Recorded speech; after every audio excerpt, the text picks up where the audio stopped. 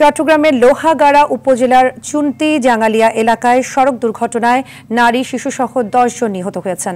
সকাল 7টার দিকে চুন্তি জাঙ্গালিয়া এলাকায় চট্টগ্রাম কক্সবাজার মহাসড়কে ভয়াবহ এ দুর্ঘটনা ঘটে। বিষয়টি নিশ্চিত করেন লোহাগাড়া থানার ওসি আরিফুর রহমান। চট্টগ্রাম থেকে প্রতিনিধিদের পাঠানো প্রতিবেদন বিস্তারিত জানাচ্ছেন সৈয়দা সামিয়া তামান্না।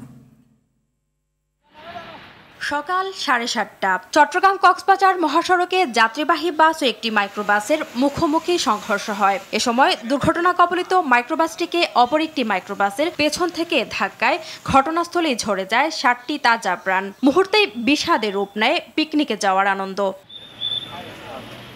রিল্যাক্স পরিবহনের একটি যাত্রীবাহী বাস চুন্তি জাঙ্গালিয়া এলাকায় মহাসড়কের একটি বাঁকে এসে হার্ড ব্রেক করলে বাসের সামনের অংশ ঘুরে যায়। এতে বাসটি সড়কের উপর আড়াআড়ি হয়ে গেলে যাত্রী নিয়ে কুষ্টিয়া থেকে আসা একটি মাইক্রোবাসের সঙ্গে সংঘর্ষ হয়। পরে বিপরীতমুখী আরেকটি মাইক্রোবাস পেছন থেকে দুর্ঘটনা কবলিত মাইক্রোবাসটিকে ধাক্কা দিলে ঘটনাস্থলেই 7 জন, হাসপাতালে নেওয়ার পর আরও 3 জনের মৃত্যু হয়। প্রাথমিকভাবে জানা যায় মাইক্রোবাসের সবাই পিকনিকের উদ্দেশ্যে কক্সবাজার যাচ্ছিলেন। এত সংকীর্ণ রাস্তা দিয়ে এখানে গাড়ি চলাচল করাটা অত্যন্ত রিস্ক। সরকারের কাছে জোর দাবি জানাচ্ছি চট্টগ্রাম কক্সবাজার অতি বিলম্বে 4 লেন করা হয় যেন। মহাসড়কটিতে বিপজ্জনক বাঁকের কারণে এসব দুর্ঘটনা ঘটে থাকতে পারে বলে জানায় পুলিশ। বেপরোয়া গাড়ি চালাচ্ছে, দ্বিতীয়ত হচ্ছে যে রাস্তায় এক ধরনের লবণ পানি হচ্ছে, যার কারণে স্লিপারি হয়ে যাচ্ছে এবং যে কোনো মুহূর্তে যখন ব্রেক করে সাথে সাথে এই ধরনের দুর্ঘটনা ঘটে। এর আগে একই স্থানে ঈদের দিন 2 বাসের মুখোমুখি সংঘর্ষে